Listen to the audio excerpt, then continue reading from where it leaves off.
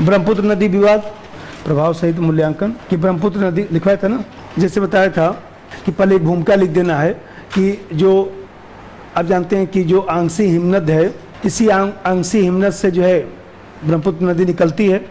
और जानते हैं कि चीन में भी ब्रह्मपुत्र नदी बहती है, भारत में भी बहती है, बांग्लादेश से बहती है। तो सामान्यतः जो है वह मान लीजिए 3 देशों से होकर गुजर रही है और लगभग 2900 किलोमीटर जो है 2900 किलोमीटर जो है देखा जाए तो ब्रह्मपुत्र नदी बहती है। तो देख रहे हैं कि जो तिब्बत में जो है, जो हिमालय के उत्तर में, इसको हम लोग जो है यारलुंग सांगपो कहा जाता है जब जहाँ से निकल रही है। फिर आप देखते हैं कि दक्षिणी तिब्बत में जब प्रवेश करते हुए अरुणाचल प्रदेश में आती है तो इससे जो है दिहांग सिहांग कहा जाता है। तो आप देख रहे हैं कि इसका नाम सब बदलता रहता है। ब्रह्मपुत्र नदी का जैसे शुरुआती दौर में जब दक्षिणी तिब्बत से पहले वो नदी बहती है तो हम लोग इसको कहते हैं यारलुंग सांगपो। और फिर आप देखते हैं कि जब दक्षिणी तिब्बत के बाद जो है अरुणाचल प्रदेश में प्रवेश करती है तो अरुणाचल प्रदेश में इसको जो है दिहांग सिहांग कहते हैं। और फिर दिहांग सिहांग के बाद जो है जब असम घाटी में आ जाती है तो इसको ब्रह्मपुत्र कहा जाता है, जो आप लोग ज्योग्राफी में पढ़ते हैं। तो आप देख रहे हैं कि कहीं न कहीं बांग्लादेश के जो है दक्षिण में इसको यमुना के नाम से जानते हैं, यमुना के नाम से जाना जाता है बांग्लादेश में जब वो प्रवेश करती है। और फिर बांग्लादेश में प्रवेश करते हुए फिर आप जानते हैं कि पद्मा नदी से मिलते हुए जो है वो फिर चली जाती है, मेघना नदी और क्या क्या सब पढ़ते होंगे। तो इस तरह से बंगाल की खाड़ी में प्रवेश कर जाती है। तो अब समस्या ये है कि जो ब्रह्मपुत्र नदी है इस पर चीन जो है तमाम बांध बना रहा है, जैसे जांगमू बांध बना रहा है, जैम बांध है, तो ये सब चालू भी हो गया है। और फिर आप देख रहे हैं कि यहाँ पर जो है बहुत सारे बांधों में सबसे बड़ा जो देखा जाए तो बांध का उसका समूह है वो इसी ब्रह्मपुत्र नदी पर ही बना है। और इस पर जो है वो लगातार और भी बांध बना रहा है, जैसे आप लोग पढ़ते होंगे जिएक्सू, जियाचा। तो ये जो जियाचा है, जिएक्सू है, ये सब बांध का नाम है, या दागू। तो आप देख रहे हैं सब प्रोजेक्ट उसका चल रहा है और फिर नया नया प्रोजेक्ट भी इस पर लागू कर रहा है। फिर सबसे बड़ी समस्या ये है कि यहाँ से जो नहर निकाल कर ले जाकर अपना जो एलो रिवर है, जो पीली नदी है उसमें पानी गिरा रहा है। इन सब चीज़ों के कारण जो है वो देखा जाए तो ब्रह्मपुत्र नदी का जो स्वाभाविक जो रास्ता है वो प्रभावित हो रहा है। और उसके कारण जो है बांग्लादेश और भारत दोनों देशों में समस्या उत्पन्न हो रही है। पहले भूमिका लिखी चालें। आंसी हिमनद से निकलने वाली ब्रह्मपुत्र नदी चीन, भारत, बांग्लादेश से गुजरती है और लगभग 2900 किलोमीटर का रास्ता तय करती है। इसे अनेक नामों से जाना जाता है और आसाम में इसे ब्रह्मपुत्र नदी कहा जाता है और अंतर बंगाल की खाड़ी में गिरती है। चीन इस पर अनेक बांधों का निर्माण किया है। कुछ एग्जाम्पल लिखिए। अनेक बांधों डैश, जांगमू, जियाचा, जिएक्सू और एक भी तो याद आए, दागू आदि बांधों का निर्माण किया है और अनेक नई परियोजनाओं को बढ़ावा दे रहा है। ठीक है, अब इसी में जो है समस्या का स्वरूप सब लिख देना है, पॉइंट भी लिख दीजिए, सबसे अच्छा है। देखिए समस्या ये कि 1962 में जो है जब भारत चीन युद्ध हुआ तो भारत चीन युद्ध में यह मुद्दा भी तनाव का विषय था। और जानते हैं कि 2002 में हम लोगों ने जो है वो देखा जाए तो चीन के साथ जो है मेमोरेंडम ऑफ एग्रीमेंट जो है एक हस्ताक्षर हुआ, MOU इसको कहते हैं। तो MOU पर हस्ताक्षर हुआ, मेमोरेंडम ऑफ अंडरस्टैंडिंग। तो उस पर हस्ताक्षर किया गया, एक सहमति बन गई और ये सहमति बनी कि भाई जो ब्रह्मपुत्र नदी है चूँकि देखा जाए तो तीनों देशों से बहती है और तीनों देशों की आवश्यकता है, इसलिए चीन जो है वो देखा जाए तो इस पर बांध बना सकता है, बिजली का उत्पादन कर सकता है, कहीं कोई दिक्कत नहीं। भारत ने भी इस पर सहमति दे दिया कि बिजली का उत्पादन करे, बांध बनाए, कोई समस्या नहीं है। यहाँ तक तो ठीक है, चलिए भाई बांध बनाइए, बिजली का उत्पादन करिए, कोई समस्या नहीं। भारत भी इस पर बांध बना रहा है, बांग्लादेश भी प्रोजेक्ट इस पर चालू किया है, तो यहाँ तक तो कोई दिक्कत नहीं। अब अभी जो मैं बताया कि इस ब्रह्मपुत्र नदी से नहर बनाकर अब पानी निकाल कर पीली नदी में ले आकर जोड़ रहा है, एलो रिवर में, जिसको कहा जाता है, आप लोग पढ़ते होंगे ज्योग्राफी में, एलो रिवर कहा जाता है। तो एलो रिवर में जो है ले आकर उस पानी को मिला रहा है। तो अब ये सब जो चीज़ है चिंता का विषय है कि मान लीजिए इसका पानी ले आकर उसमें मिलाएगा तो आप जानते हैं कि चिंता का इसलिए विषय है क्योंकि जो मेकांग नदी है, आप लोग ज्योग्राफी में पढ़ते होंगे, जो मेकांग नदी है जो Myanmar, Laos, Thailand, Cambodia, Vietnam सब होकर बह रही है, तो उस मेकांग नदी से नहर का पानी लेकर, नहर से पानी निकाल कर ले आके एलो रिवर में जोड़ा। अब मेकांग नदी का जो जल स्तर है वो नीचे चला गया और जिसके कारण देखा जाए तो दक्षिण पूर्व एशिया के जो देश हैं वहाँ पर कृषि कार्य प्रभावित हुआ है। जैसे मान लीजिए सिंधु नदी हम लोग का है, तो सिंधु नदी है तो सिंधु नदी का पानी सब लगभग जो है 90% पानी तो पाकिस्तान ही यूज करता है। हम लोग 1971 का जो युद्ध हुआ उसमें भी तो सिंधु नदी के पानी को हम लोग नहीं रोके थे। यदि सिंधु नदी के पानी को रोक दिया जाए तो पाकिस्तान में तो कृषि कार्य ही नहीं होगा, क्योंकि पूरे पंजाब का सिंचाई पाकिस्तान नहरों का शहर माना जाता है। पढ़ते होंगे नहीं जीएस में, तो देखा जाए नहर किसने बनाया था पाकिस्तान में, नहर किसने बनाया था मध्यकाल में, हिस्ट्री नहीं पढ़ेंगे, सही कह रहे हैं फिरोज शाह तुगलक।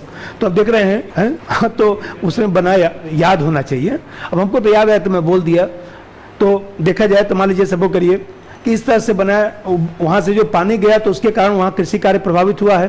तो भारत ये सोच रहा है कि यदि वो नहर से पानी ऐसे निकालता रहेगा तो ब्रह्मपुत्र नदी से जो हम लोग का तमाम जो सिंचाई कार्य होता है आसाम और तमाम जगहों पर जो हम लोग निकाल रखे हैं उसमें पानी कमी आ जाएगी और फिर वो जो हमारा जो प्रोजेक्ट है वो प्रभावित हो सकता है। नंबर 1, भारत चीन युद्ध के बाद यह मुद्दा तनावपूर्ण बना और अंततः 2002 में MOU पर हस्ताक्षर हुआ, जिसमें केवल बांध बनाने पर सहमति हुई और विद्युत उत्पादन की बात की गई। लेकिन चीन नहर के माध्यम से नदी के जल को अपनी पीली नदी में मिला रहा है, येलो रिवर में मिला रहा है, जो चिंता का विषय है। दूसरा चीज देखिए हम लोग क्यों चिंतित, दूसरा चीज ये है कि चलिए भाई बांध बनाइए, आपका अधिकार है, लेकिन चीन जो है इस पर जो ये जो जांगमू प्रोजेक्ट है वो केवल एक बांध का प्रोजेक्ट नहीं है। रन ऑफ द रिवर परियोजना आप लोग पढ़ते होंगे जागरफी में, है तो जागरफी का कि मुझे पता है कि आप लोग जागरफी पढ़ेंगे तो सिंधु नदी विवाद और ब्रह्मपुत्र नदी विवाद और जो है तमाम जो विवाद है, तीस्ता नदी विवाद, कम से कम 8-10 नदियों का विवाद है और हर बार जीएस में आता है। कभी ब्रह्मपुत्र पूछा होगा, कभी तीस्ता पूछा होगा, कभी सिंधु नदी पूछेगा। अब जागरफी वाले सर 1 मिनट लगेगा उनको कहने में कि ये सब IR वाले सर से पढ़िएगा, तब वो मामला गड़बड़ हो जाएगा। इसलिए मैं अपना नियम बना लिया कि मैं ही पढ़ा दूंगा, जाने दीजिए आप मत पढ़ाइए, क्योंकि आप वो लोग पढ़ाएंगे नहीं, क्योंकि इसमें समझौता और तमाम जो चीज़ें वो भी तो हम लोग को ध्यान लिखना पड़ता है। तो इससे बढ़िया पढ़ा दूं, क्योंकि आप लोग का GS सेकेंड पेपर में तो आएगा ही। तो आप देखते हैं कि जैसे मान लीजिए यहाँ पर जो जांगमू जो प्रोजेक्ट है उसमें 6 परियोजनाएं कार्य कर रही हैं। अब बड़ा उसका प्रोजेक्ट है, तो ऐसी दिशा में वो बड़ा जो बांध बना रहा है उसमें पानी इकट्ठा करेगा। और जब मान लीजिए पानी इकट्ठा करेगा, बिजली बनाएगा, यहाँ तक तो कोई दिक्कत नहीं है। लेकिन मान लीजिए जब हम लोग से तनाव होगा, अब बांध का पानी खोल देगा तो आसाम और जो है सब जो है देखा जाए तो नॉर्थ ईस्ट हमारा पूरा डूब जाएगा। तो पता लगे युद्ध तो हम बाद में करेंगे, पहले तो हम बाढ़ का बचाव करेंगे, हम लोग तो फंस गए। नंबर 2, चीन जांगमू परियोजना में 6 इकाइयों को समावेश किया है और चीन की सबसे बड़ी परियोजना है। भारत का मानना है कि तनाव संघर्ष के समय बांध का पानी छोड़ सकता है, जिससे बाढ़ आ सकती है। और ज्यादा बड़े बांधों से जो अरुणाचल प्रदेश से बांध बना है, अपर सियांग और लोअर सियांगी, तो देखा जाए तो ज्यादा बड़ा बांध बनाएगा तो उसका ज्यादा पानी यूज करेगा। आप लोग पढ़ते हैं ब्रह्मपुत्र नदी जो है बहुत गहरा है, तो बहुत ज्यादा गहरा है, तो ऐसी दिशा में देखा जाए तो उसका पानी जब बड़ा बांध बना के करेगा तो फिर पानी का जल स्तर नीचे होगा। तो जल स्तर नीचे होगा तो हमारा जो 2 प्रोजेक्ट है अपर सियांग और लोअर सियांगी अरुणाचल प्रदेश में है, तो ये जो हमारा 2 प्रोजेक्ट है वो सीधा प्रभावित हो जाएगा। क्योंकि इसके लिए फिर हम लोग जो बनाए हैं, जो वहाँ से जो बांध बनाए हैं, तो फिर हम लोग को और बांध नीचे करना पड़ेगा, तो फिर हम लोग का व्यय भी बढ़ेगा और फिर पानी वो कम होगा, तो हमारा जो बांध का प्रोजेक्ट है वो प्रभावित। वही लिखवा रहा था कि साथ ही ज्यादा बड़े बांध बनने से अपर सियांग तथा लोअर सियांगी परियोजना प्रभावित होगी। अब जरा देखिए जो जैम बांध है, इस जैम बांध से जो है आप जानते हैं कि जो जैम हाइड्रो पावर जो स्टेशन उसका है, उससे एक नई समस्या उत्पन्न हुआ है, क्योंकि अक्टूबर मतलब कि 2015 में ये परियोजना शुरू हुआ था। अब इस परियोजना में एक समस्या ये है कि जो बांध का जो स्ट्रक्चर है वो ऐसा स्ट्रक्चर उसने बना रखा है जिससे जो है वो देखा जाए तो ब्रह्मपुत्र नदी का जो बहाव है उसमें समस्या आ रहा है। उसका कटाव जो है, भाई हर नदियां जैसे मान लीजिए पृथ्वी पश्चिम से पूरब की ओर घूमती है, तो पृथ्वी पश्चिम से पूरब की ओर घूमती है, तो उसके कारण हर जो भी नदियां हैं सब नदियों में कटाव चलता है, चाहे गंगा नदी हो चाहे जमुना नदी हो, हर जगह। भाई अंग्रेजी काल में जमुना नदी ISBT से होकर गुजरती थी, जो पुल से हम लोग ऊपर से जाते हैं ना, तो साइड में ही यमुना नहर जाती थी। ऐसा थोड़ा कि अब देखिए यमुना नदी कहाँ चली गई, बनारस में पहले BHU के बगल से जो है गंगा नदी गुजरती थी, अब रामनगर देखिए 1.5-2 किलोमीटर उधर चला गया, शास्त्री जी के घर के बगल से गंगा नदी गुजर रही है, तो वो तो हर जगह है कि ऐसा कटाव होगा। लेकिन ये जो स्ट्रक्चर बनाया उसके कारण ब्रह्मपुत्र नदी का जो कटाव है उसमें दिक्कत आएगा। जब कटाव में दिक्कत आ जाएगा तो सीधी सी बात है कि उसके बहाव में यदि दिक्कत आ जाएगा तो बांग्लादेश, भारत सब प्रभावित होंगे। नंबर 3, जैम जल विद्युत स्टेशन ने व्यावसायिक कार्य शुरू कर दिया है।